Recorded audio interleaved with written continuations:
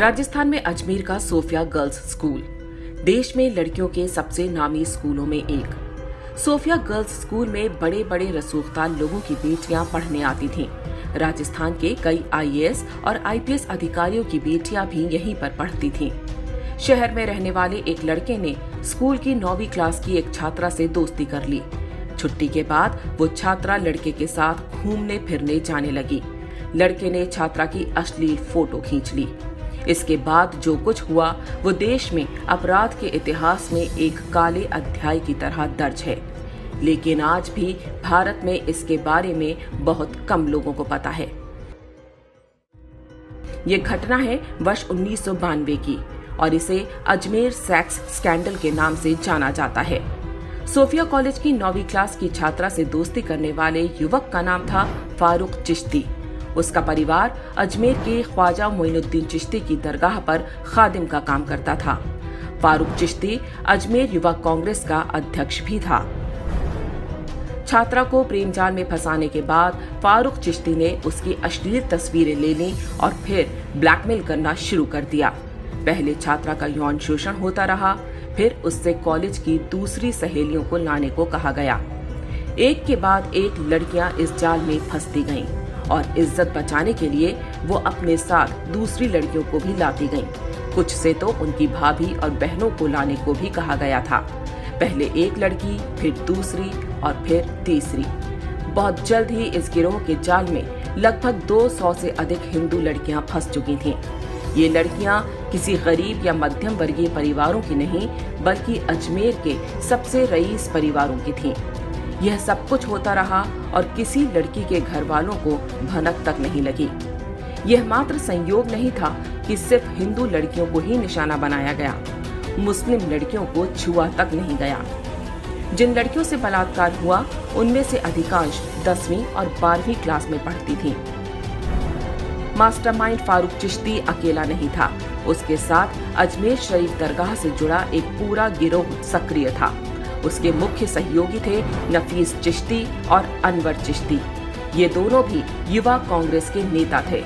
बहुत संगठित ढंग से उनका गिरोह अपना काम करता रहा। मजहबी और कांग्रेसी संरक्षण मिला हुआ था, इसलिए डरने की वैसे भी कोई बात नहीं थी। अजमेर के ही एक फार्म हाउस पर यह काम बड़े आराम के साथ चलता रहा। लड़कियों को लेने गाड़ी जाती थी और बाद में उन्हें घर तक भी गाड़ी से छोड़ा जाता था। बलात्कार के समय उनकी फोटो खींच ली जाती थी ताकि वो किसी के आगे मुंह खोलने की हिम्मत ना करें। उस जमाने में आज की तरह डिजिटल कैमरे नहीं होते थे।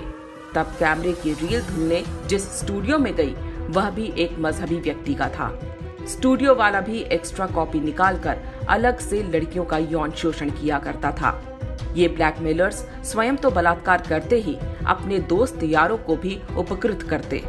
जिन लड़कियों के साथ बलात्कार और ब्लैकमेलिंग हुई उनमें से कुछ ने आत्महत्या करनी शुरू कर दी। एक ही स्कूल की छात्राओं का इस तरह आत्महत्या करना ही मामले की पोल खुलने का कारण बना। शुरू में पुलिस ने 8 आरोपियों को गिरफ्तार किया। समाज में बदनामी के डर से अधिकांश लड़कियों के परिवारों ने पुलिस में शिकायत दर्ज कराने से भी मना कर दिया। जो 12 लड़कियां हिम्मत करके पुलिस के पास गईं, उनमें से भी 10 बाद में पीछे हट गईं, क्योंकि आरोपी उन्हें धमकियां दिलवा रहे थे। बाकी बची 2 लड़कियों ने ही केस को आगे बढ़ाया। उन्होंने अकेले 16 आरोपियों की पहचान की। यह वो दौर था जब बलात्कार जैसे अपराधों में कड़ी सजा नहीं होती थी। घटना के 6 वर्ष बाद जिला न्यायालय ने 8 आरोपियों को उम्र कैद की सजा सुनाई, लेकिन मुख्य आरोपी फारूक चिश्ती ने खुद को मानसिक रोगी घोषित करवा लिया, जिससे उसके मुकदमे की सुनवाई लटक गई। जिन आरोपियों को उम्र कैद हुई थी उनकी भी सजा को 10 साल की जेल में बदल दिया गया। एक फरार आरोपी सलीम नफीस 19 वर्ष बाद साल 2012 में पकड़ा गया।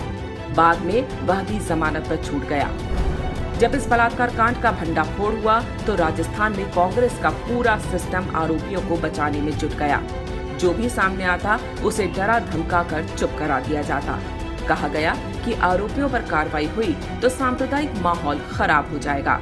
बलात्कारी एक मजहब विशेष के थे, इसलिए मोमबत्ती गैंग भी तब लड़कियों के बजाय बलात्कारियों के समर्थन में खड़ा हो गया था।